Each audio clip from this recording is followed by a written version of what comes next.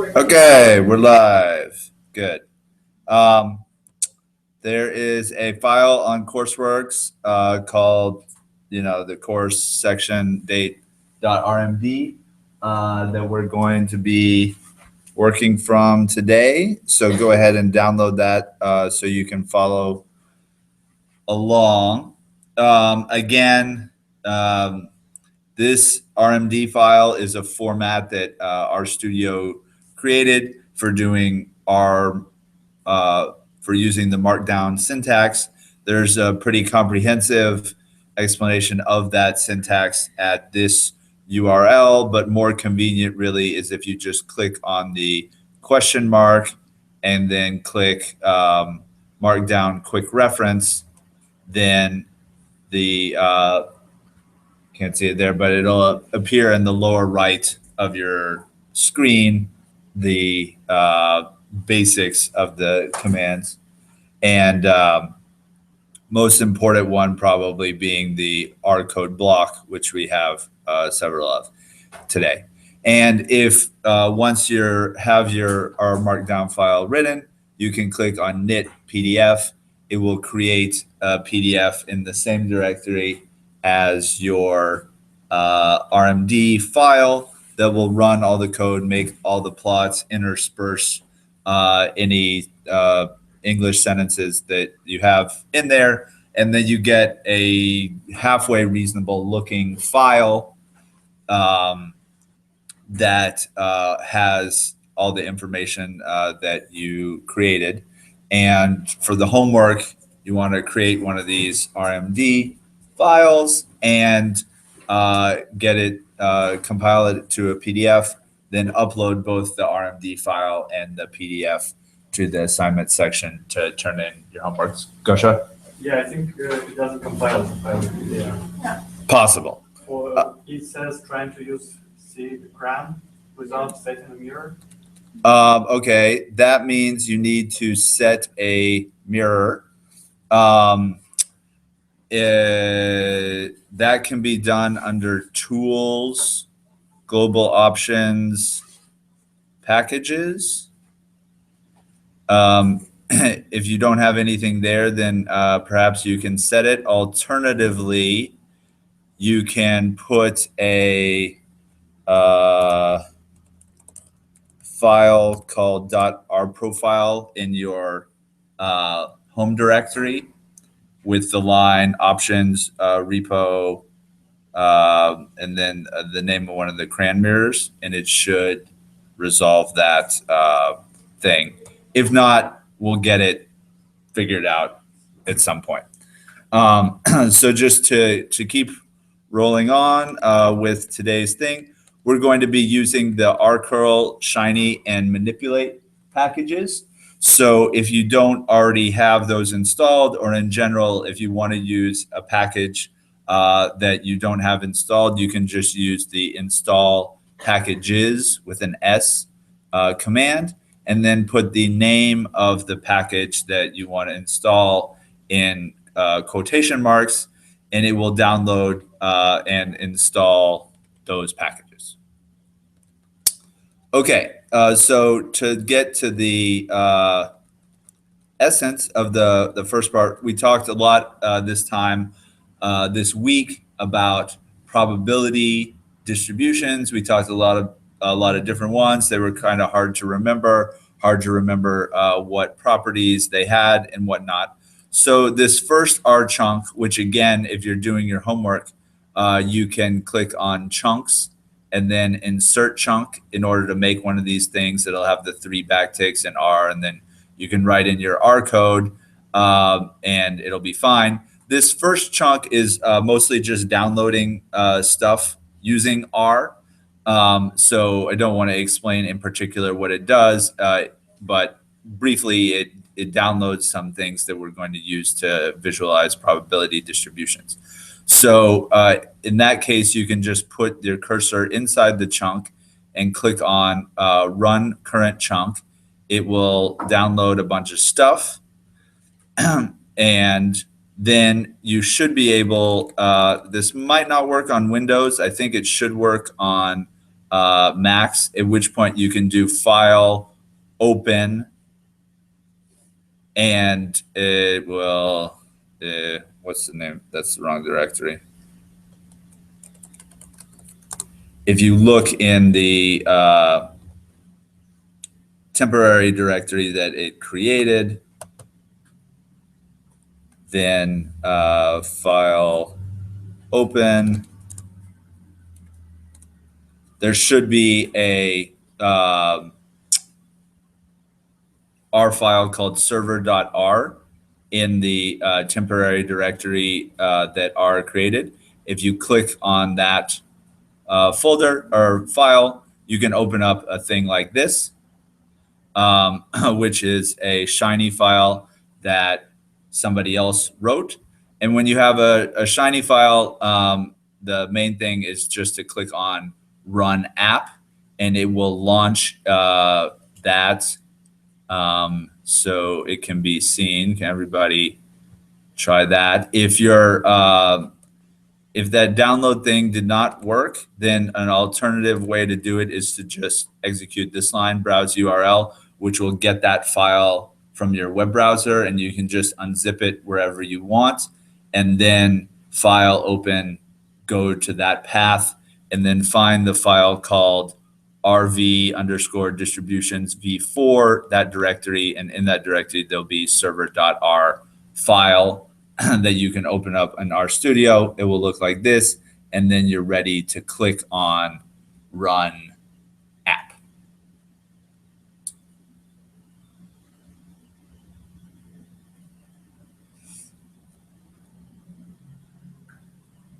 So that worked out for me, but that was quite a few steps that I'd never taken before. Yes. So some of these are kind of artificial. So this this chunk here is not really intended to be understood. It just downloads stuff, and it's easier for me to script it in R than to say like everybody go to it. Once you have the server.r file, that's something that another guy wrote, and it's pretty good.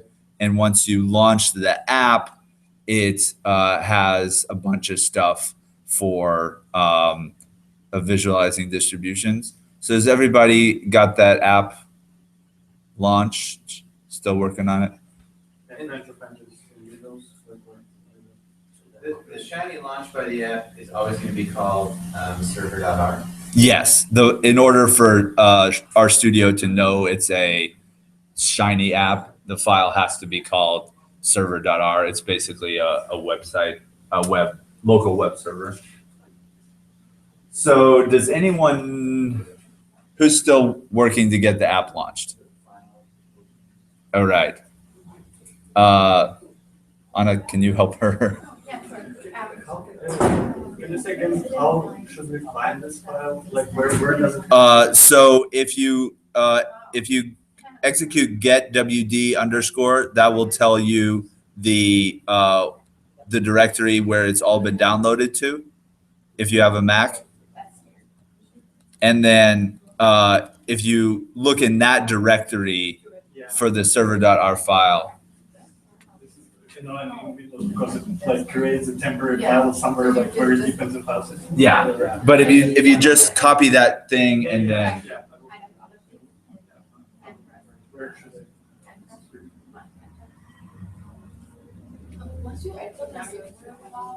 Yes. Click on highlight it, right? And then it should say. This is like. No problem.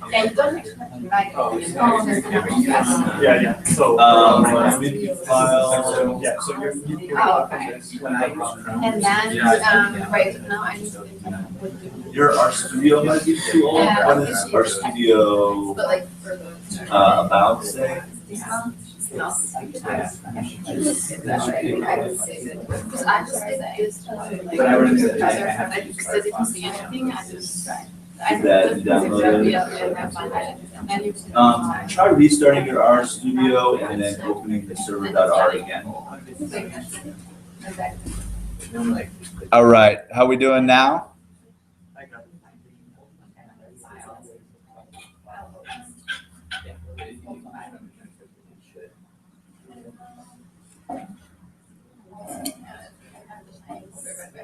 All right.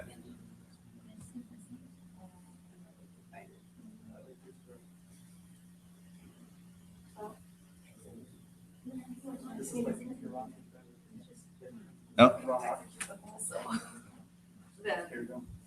Run.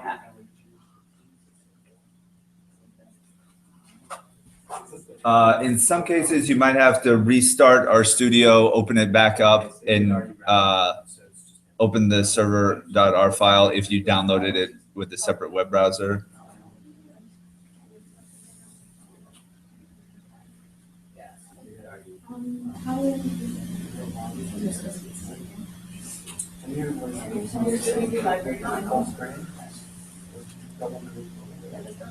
Okay. Dane, you got her? No. Okay. Keep trying, but just look on. So it says that she's already downloaded something in that directory, and it's not allowing her to do it again. And it's an empty, shiny folder. Yeah, we also have an empty shiny folder. Okay. If that's the case, we'll figure it out later. Look on your neighbor's computer to see the visualization. All right, rolling on. So when you click on Run App, you'll get a thing which I'm going to make big. He made it a little bit too big. But anyway, you can scroll to see what all is going on here.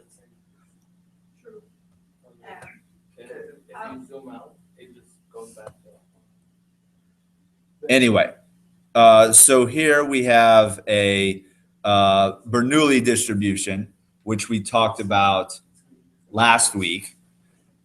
You see the probability mass function for a Bernoulli distribution written up here.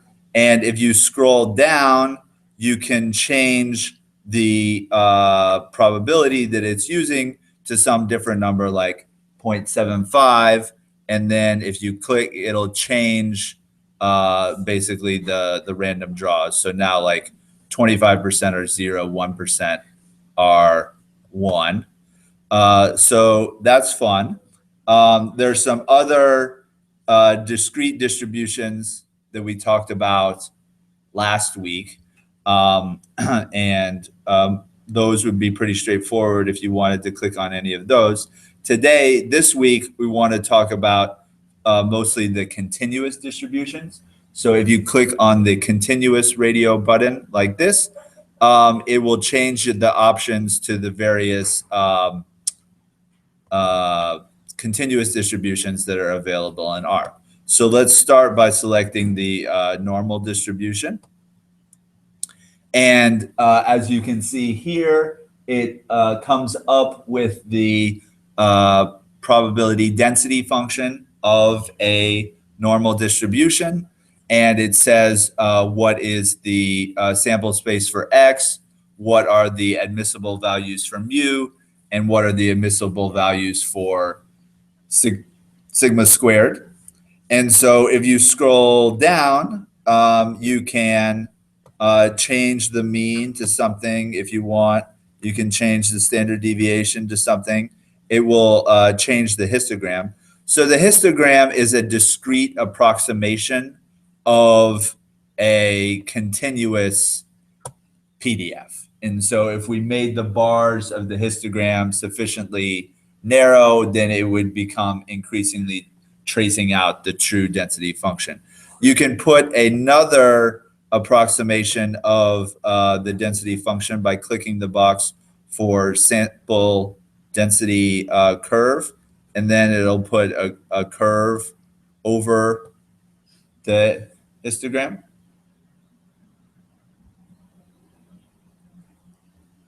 We good here, Anna? Okay. So we can do those for any distribution that is supported in R. So if we wanted to do a chi-squared distribution, that is the probability density function for a chi-squared. By default, it uses a chi-square distribution with 1 degree of freedom.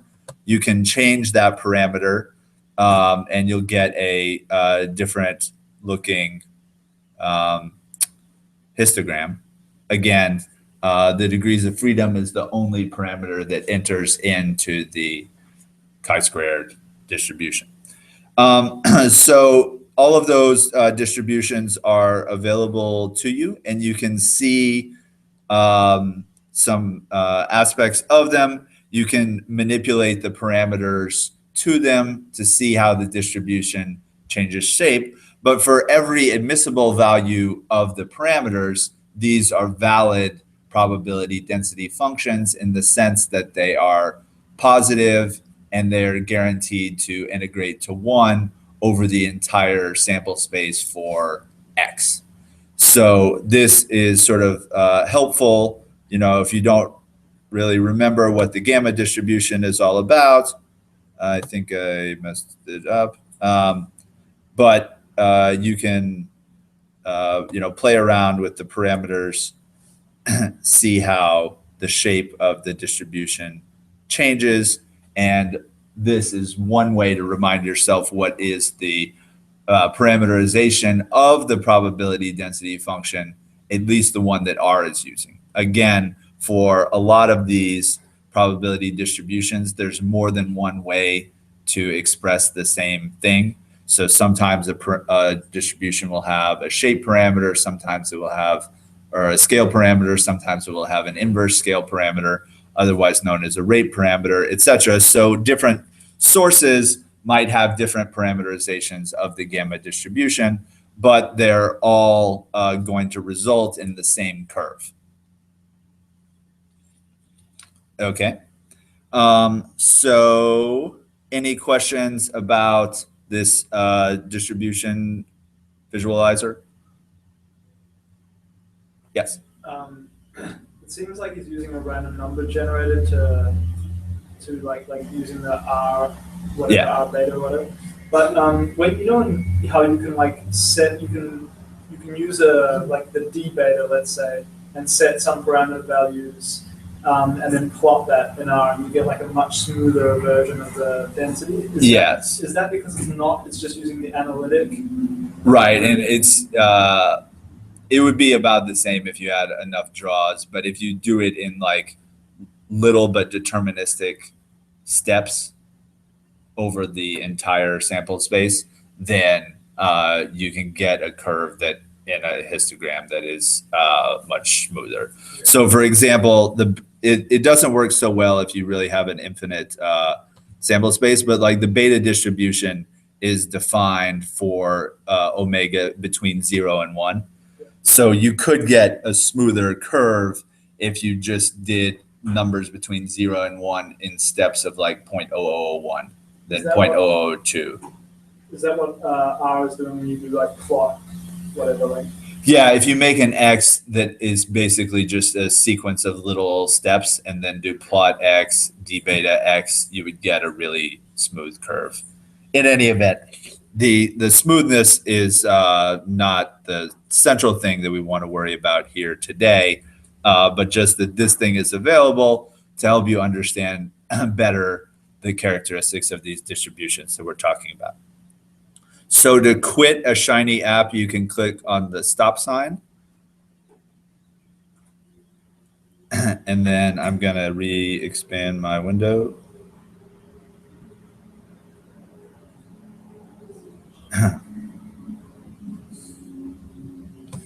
Okay, so we're done with the server.r file, and we can go back to the RMD file.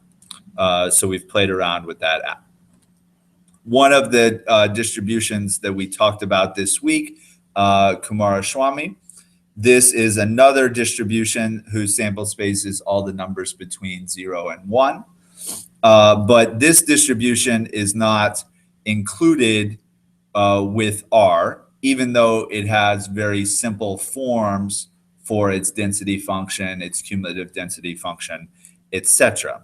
So what I want you to do now is click on the next chunk and just go to chunks, run chunk, and we'll worry about what this code means later. So run current chunk. Basically, what I'm doing is, because this distribution doesn't already exist in R, I'm defining functions for the PDF, the CDF, etc., that it can use, and you can use to make this plot. So you should get a plot in the plotting window. Again, you may need to make it big in order to see it well, and you can't see it so well on this screen, so look at your own screen. So in the bottom left, we have the probability density function, the PDF for this distribution. That line is in green. And so you can see this, for these parameters, it has kind of a U shape.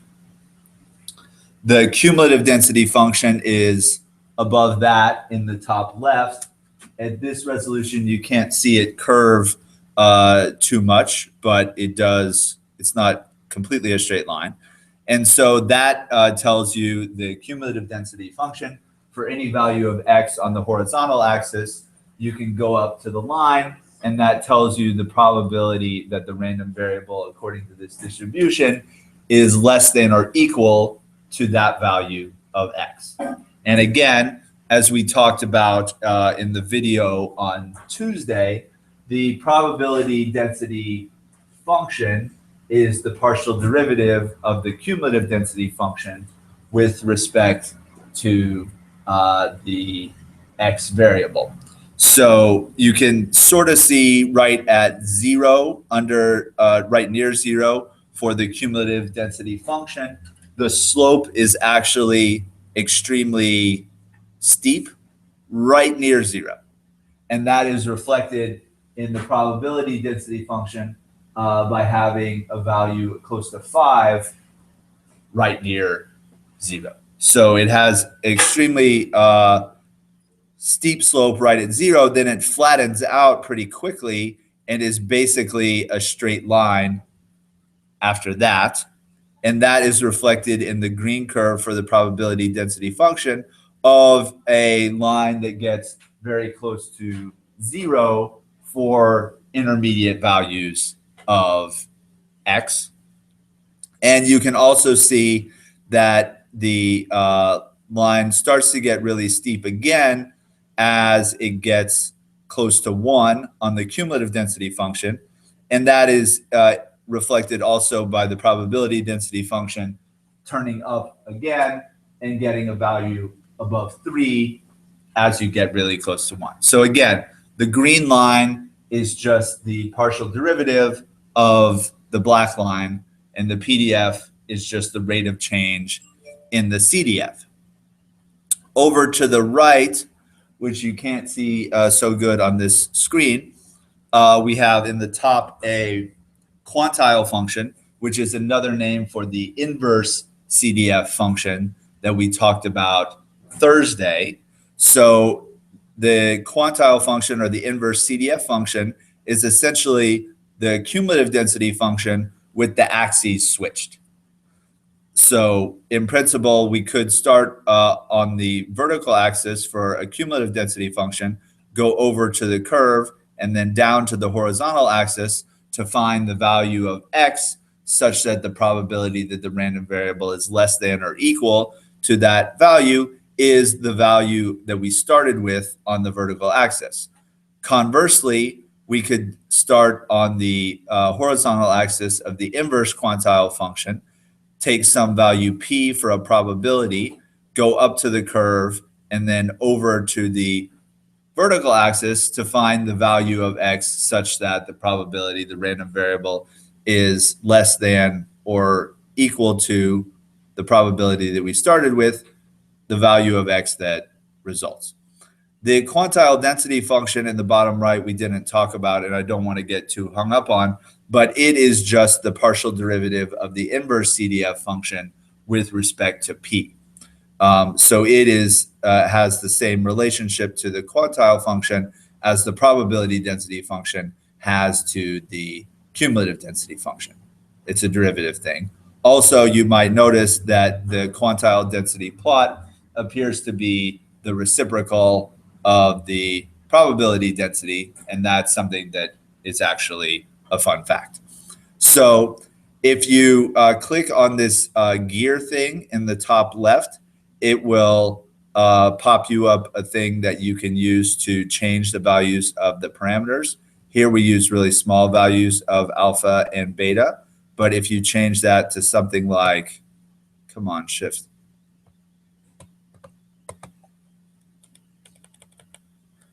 Change that to something close to 1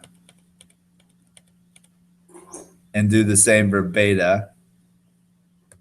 Damn it.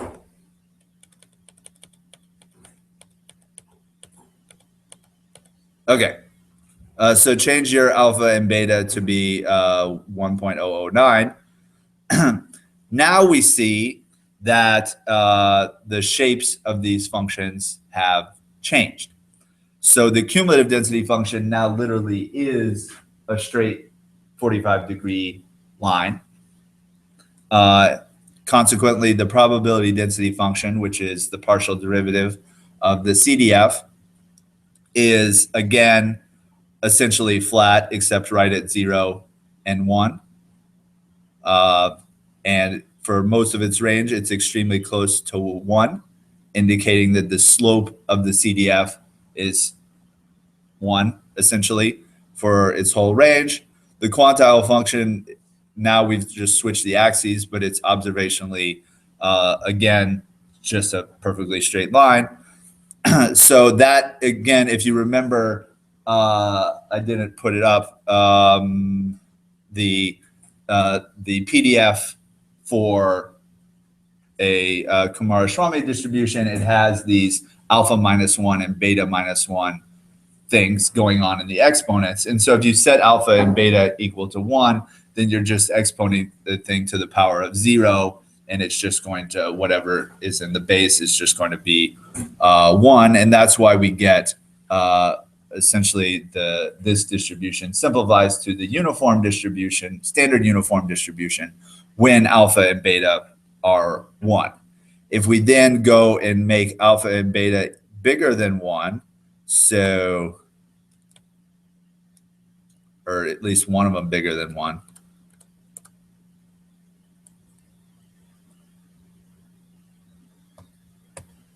Does not seem to like my, so make alpha 3 and beta 2-ish. We get a different shape still. The cumulative density function starts out pretty flat, then gets steeper, then it gets flatter again. It's reflected in the green curve and in the inverse CDF accordingly. So for any positive values of alpha and beta, we can get different shapes to this distribution in terms of what's the probability that the random variable is less than or equal to a given value, where to make the CDF function steep, where to make it flat. And then there's a corresponding probability density function. And we could use the PDF to say, well, what's the probability that a random variable from this distribution is less than or equal to 0.4? That would be the amount of area underneath the green curve up to 0.4. Or we could go the same thing to the CDF and then evaluate the height of the curve at 0.4 or any value of x that we are interested in.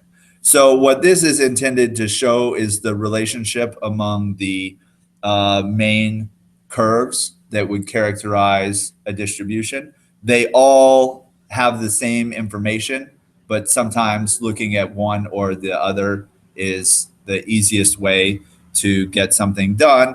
And again, these distribution families are going to have parameters, and at least for admissible ranges of the parameters, they all yield valid probability distributions that take on different shapes.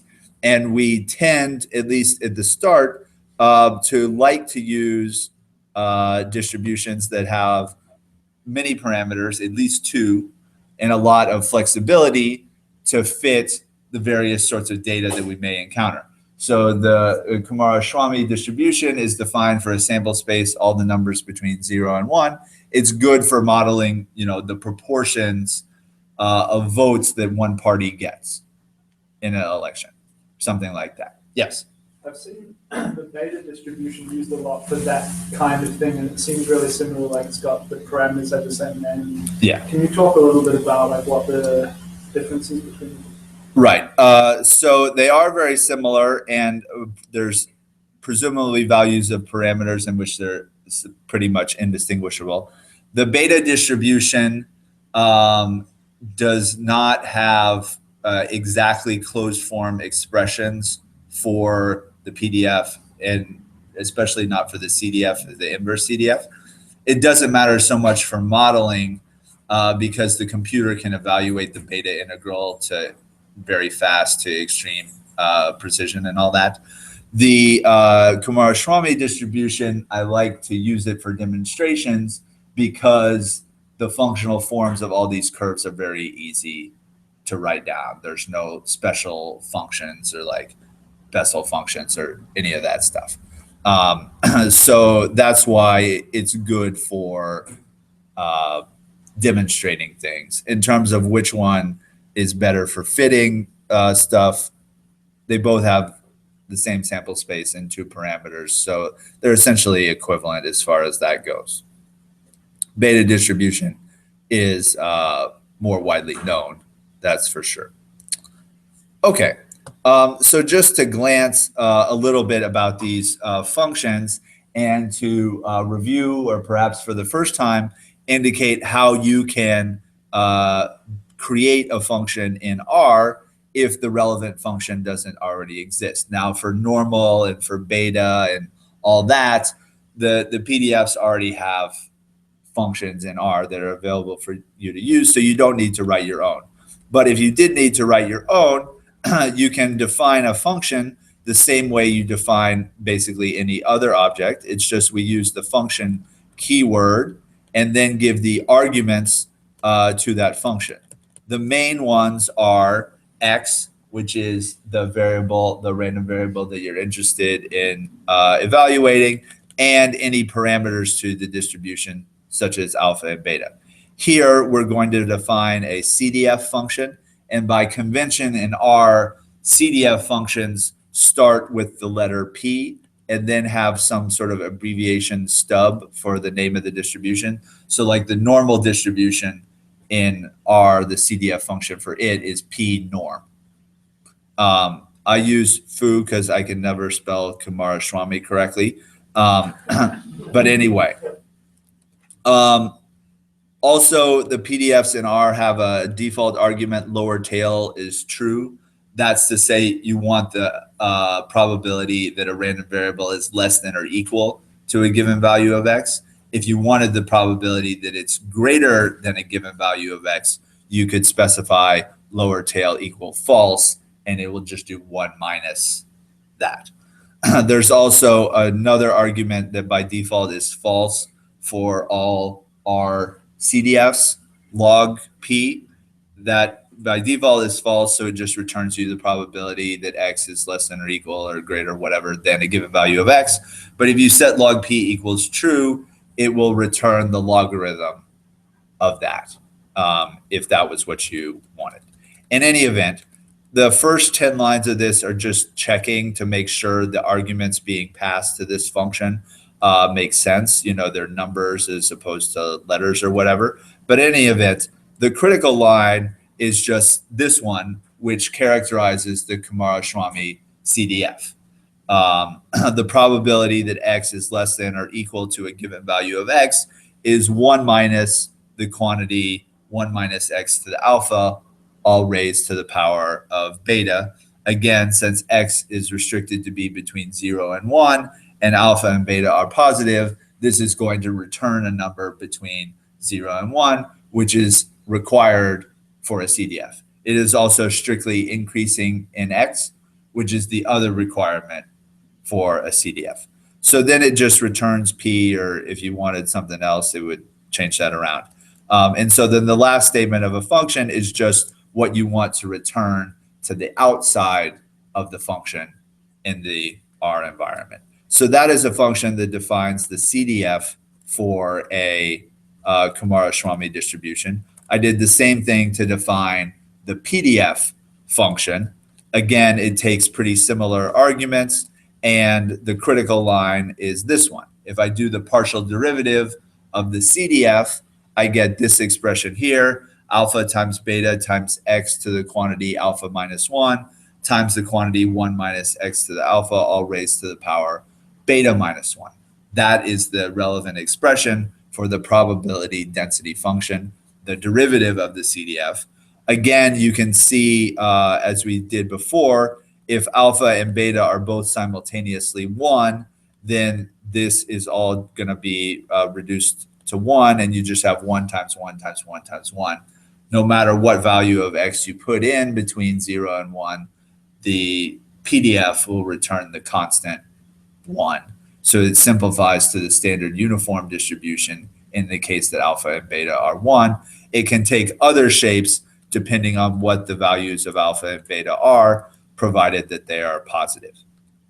Similarly, I can make an inverse CDF function, which again, by convention in R, probability density functions start with D and then have the same suffix as the other functions. By convention in R, inverse CDF functions start with Q and have the same function. So this is the inverse CDF, or the quantile function that was put up in red before.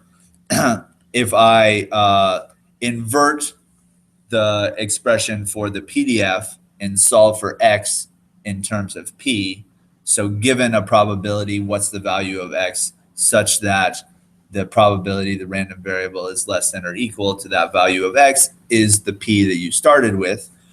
You get this expression here on the critical line. There's a lot of parentheses here, but 1 minus the quantity 1 minus p to the power 1 over beta, whole thing raised to the power 1 over alpha. Again, if beta and alpha are 1, then that's just going to simplify to p. Again, consistent with the uniform distribution. So that's the inverse CDF function that I defined. Then finally, not finally, but almost finally, a function to return random draws from the Kumara-Schwami distribution. By default, such functions in R start with the letter R and then have the stub name for the distribution. Here, I just have one line. I probably should check that alpha and beta are positive numbers and stuff like that, but I skipped that part this time. Using the inverse CDF method to create random numbers from this particular distribution. So I'm just calling the inverse CDF function that I just got through defining. I draw random uniform numbers, n of them, pass those to the inverse CDF function to transform it, and the result is going to be n draws from the Kumara-Schwami distribution. They will be governed by the Kumara-Schwami CDF and PDF, etc. So that is the universal way to make uniform random number draws from any univariate distribution. If you have a explicit expression or a good numerical approximation for the inverse CDF, all you have to do is be able to take standard uniform draws that are random, put them into the inverse CDF, use that as your transformation function, and you get random draws from the target distribution. I also defined another function, QD foo, for the quantile density function, the derivative of the quantile function, otherwise known as the derivative of the inverse CDF function. Not going to go through that, but I just differentiated the inverse CDF to get that line. Then this last thing is just a function that creates these 4 plots simultaneously. And if you're doing this in interactive mode, you can wrap this around manipulate to get the gear thing that tells you how to slide alpha and a beta. If you're not in interactive mode, which is to say you're in compile me to PDF mode, then you can just call the shofu thing to make the 4 graphs with static values of alpha and beta that you put in. Yes, Dan? Can you run through the intuition of needing to use the quantile function as opposed to just the normal CDF to get a random draw of the distribution? By normal CDF, you mean the normal distribution? Just the CDF. The CDF. So the CDF has the property, if you take random numbers from a distribution, pass them to the CDF, the resulting value will be standard uniform distributed. So the CDF produces values between 0 and 1. And if you take random draws from a distribution, stick them into the CDF function, the output will be uniformly distributed between 0 and 1. So what we want is actually the reverse of that. In order to obtain random draws from a target distribution, we want to start with uniformly distributed draws from a standard uniform. Then if we have the inverse CDF, or we have the CDF like this, start randomly on the vertical axis, go over to the curve, down to the horizontal axis, which is X space. And if you started with randomly drawn values from a standard uniform distribution, you get random draws from the target distribution by doing the inverse CDF method. All right, so that's that plot. And that's all with that. Okay, so continuing on, R has a function built into it that does numerical integration in one dimension that is helpfully enough called integrate. We can look at its arguments and we could see more detail about it if we executed help integrate. But I'm just going to tell you that the primary arguments are the first one, f, which is a function to be integrated, lower, which is the lower bound for integration. And if you mean to integrate over all the way to negative infinity, you should put negative I in f. So I in f stands for infinity, negative sign, negative infinity. It helps R if you put negative inf instead of just like a really big negative number there to figure out how to do it. Conversely, upper, which is the upper bound for integration, and can be inf, which is positive infinity. And ... which is a convention in R for any additional arguments that need to be passed to the function being integrated. So, for example, if we want to use alpha as 2/3 and beta as 3/4, you could use any positive values of alpha and beta you want. So you can probably change that. You can convince yourself that the probability density function that I wrote is a valid probability density function by executing this line. So we want to integrate the purportedly PDF function for the Kumara-Swamy distribution from its lower bound, x equals 0, to its upper bound, x equal 1, using the parameters alpha and beta. So alpha and beta are going to be passed to arguments of the same name that the dfoo function defined back up here. So this function also takes arguments called alpha and beta. And so those are going to be passed. And so if we execute that line, we find that up to like 10 to the negative 6 or almost 10 to the negative 5 error, this thing integrates to 1. And if we did this symbolically, it would be exactly 1. But most of the integrals that we're going to deal with are not going to have a symbolic solution. And so if you want to check to make sure something is working properly, you can use numerical integration. And you will definitely see that if it's a valid PDF and it's not too crazy, its base answer will be 1, and then it'll say I have a little bit of numerical error that I'm not super sure about, but if it shows up 1, then it's doing the right thing. What do you mean by it's not too crazy?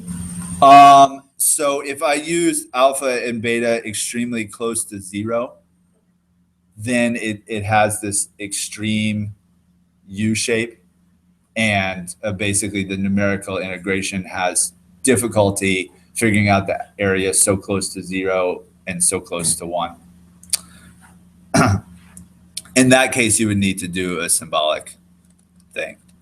Another thing that you could convince yourself of is that the CDF is the definite integral of the PDF. So if you did integration not all the way to 1, but only up to 0.25, so this is the probability a random variable with this distribution is less than or equal to 0.25, or you could obtain the same answer by evaluating the CDF function at 0.25 with the same values of alpha and beta, and you get the same number. So that would make sense. If we wanted to find the expectation of Kumara-Shwami random variable with these values of alpha and beta, we could use the numerical integration function to do that as well.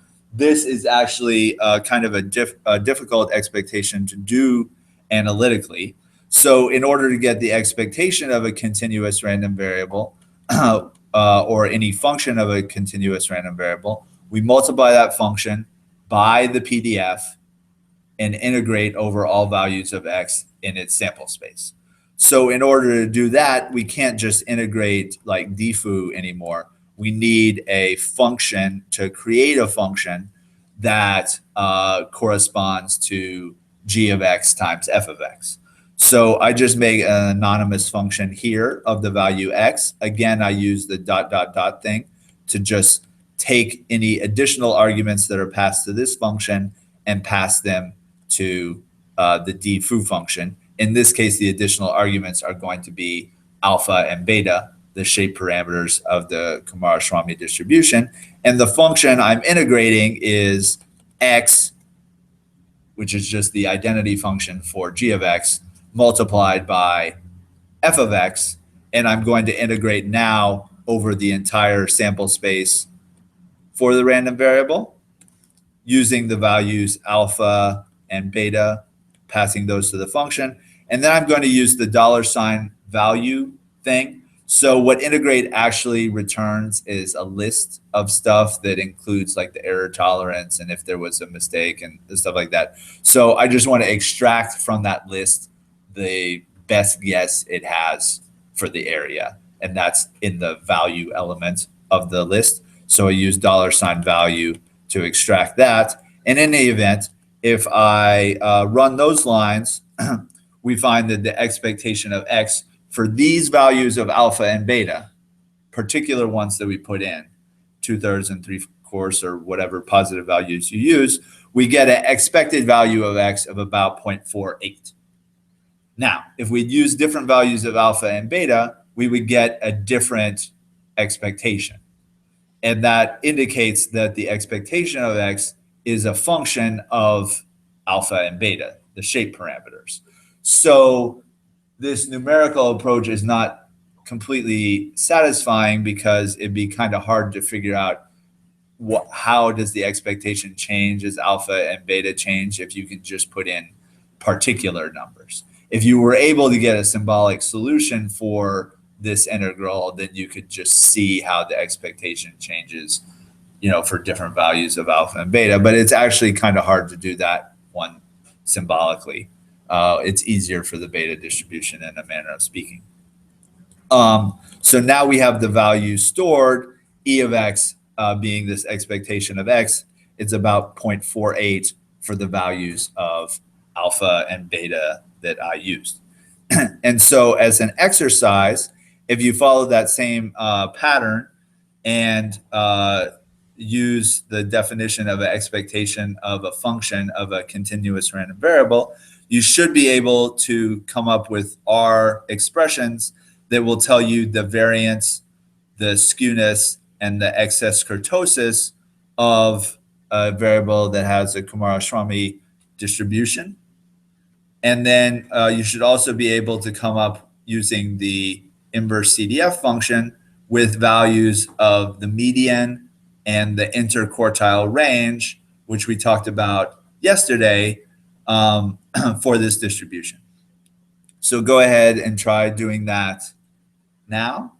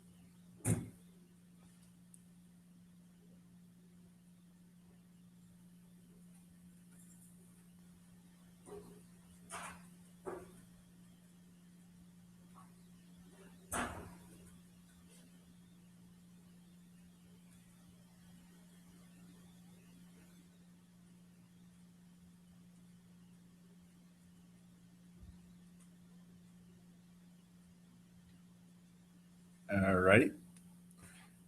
So one way to do this might be to just create yourself a G function. So in the case of variance, we're interested in integrating the function x minus mu quantity squared. And then if we just go back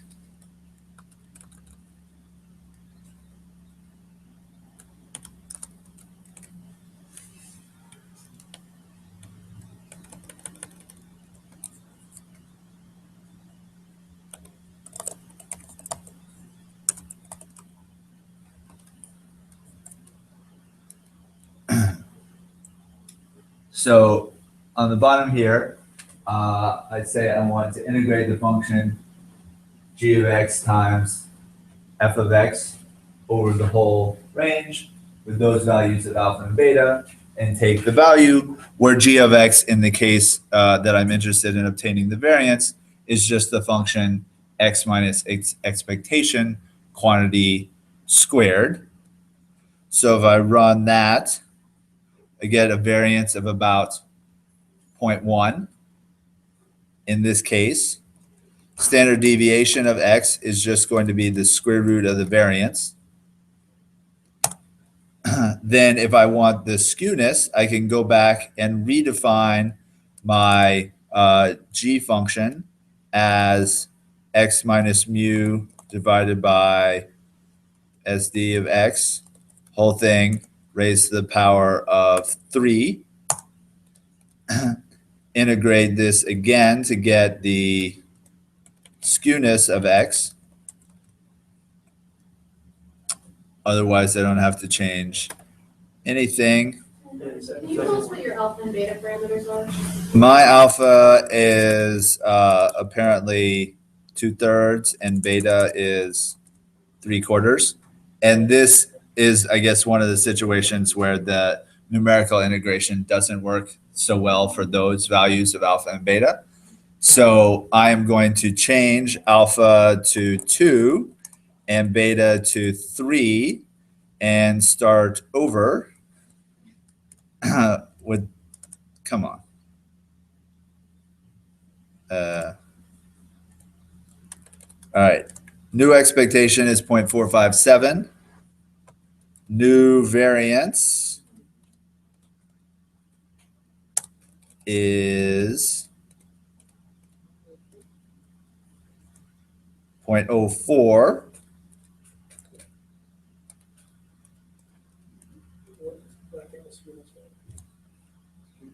Screen is on? Oh, working. That's what I'm talking about. We got variance. We need skewness. Cool. Not much skewness.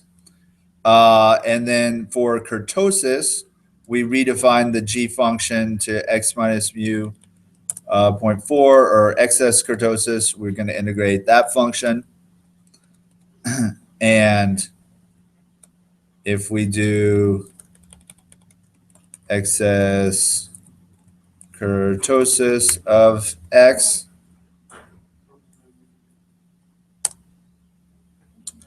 it has less kurtosis than a normal distribution. So again, numerical integration is a little bit finicky. Might work for some values of the parameters, might not. In order to obtain the median in the interquartile range, I can use the inverse CDF function, which is known as Q-foo. To obtain the median, I input 0.5 and use the values of alpha and beta to obtain the median, which in this case is 0.454, not too different from the mean, because we found that this particular distribution did not have much skewness. And so the median, the value such that half the values of the random variable less than or equal, half greater than or equal to a given value, is similar to the mean, the expectation of x times f of x over the whole sample space. If I wanted to get the interquartile range, that is the difference between the two quartiles.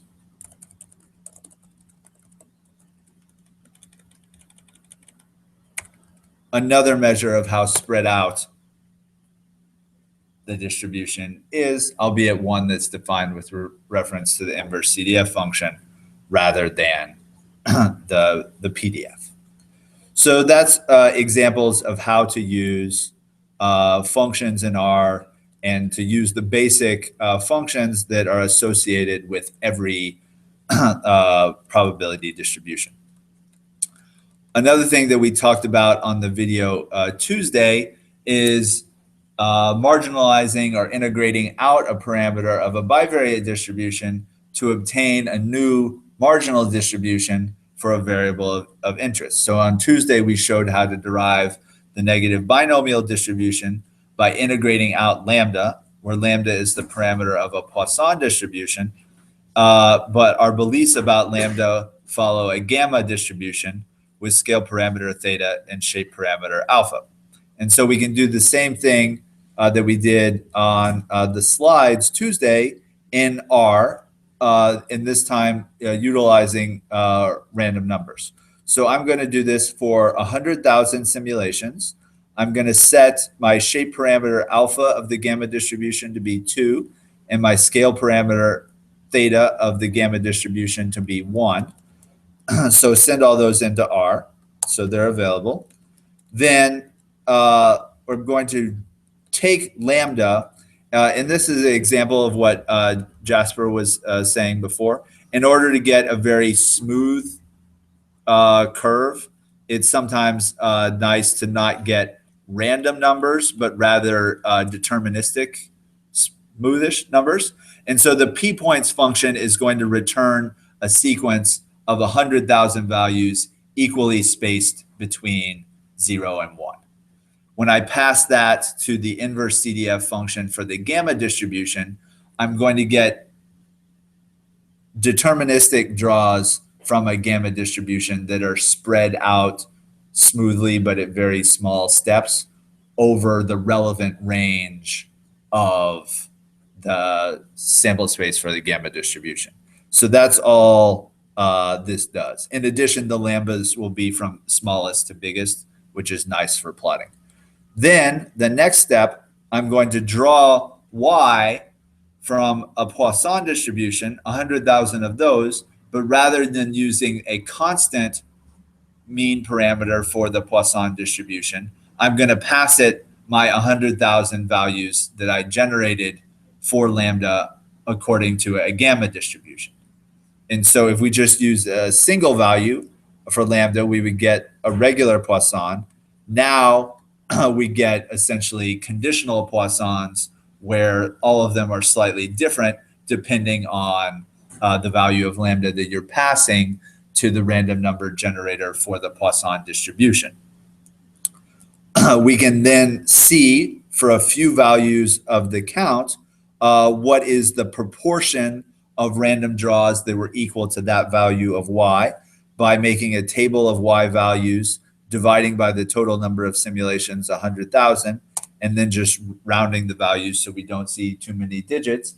And we see the proportion that came up 0, proportion that came up 1, all different values up to 7.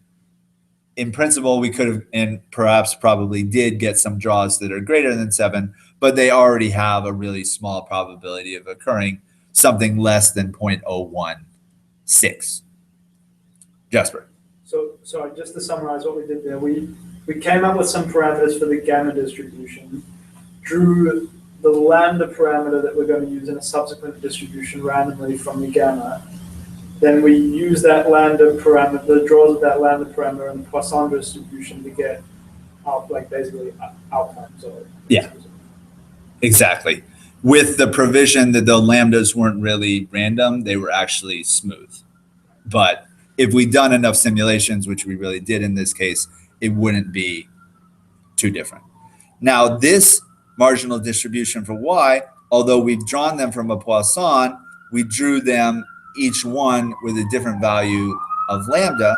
Consequently, if we look at the mean and the variance of y marginally, it's no longer the case that the expectation of y is equal to the variance of y.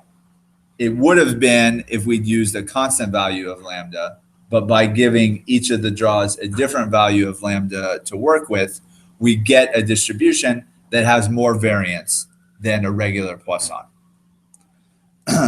Now, we can make a function to evaluate the joint PDF of these two unknowns, lambda and the count, y, by taking a PDF with the gamma distribution, evaluating it at the lambda values, using our shape and scale parameters that we defined, and then multiplying that by a Poisson distribution evaluated at these y's, or any y that we wanted to, and passing to it the value of lambda being used. So we have a marginal distribution for lambda multiplied by a conditional distribution for y given lambda, and that gives us a bivariate PDF for y and lambda together that will integrate to 1, and it's going to be positive, and integrate to 1 over all the non-negative integers and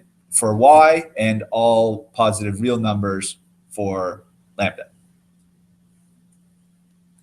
So pass that into R. Then we can recreate the plot that I made on Tuesday by typing in the following thing. The first line, it just sets the margins for the plot. So for every value of lambda, we want to first evaluate joint PR, sticking in y equals 0 always. And so that's going to give us the first curve.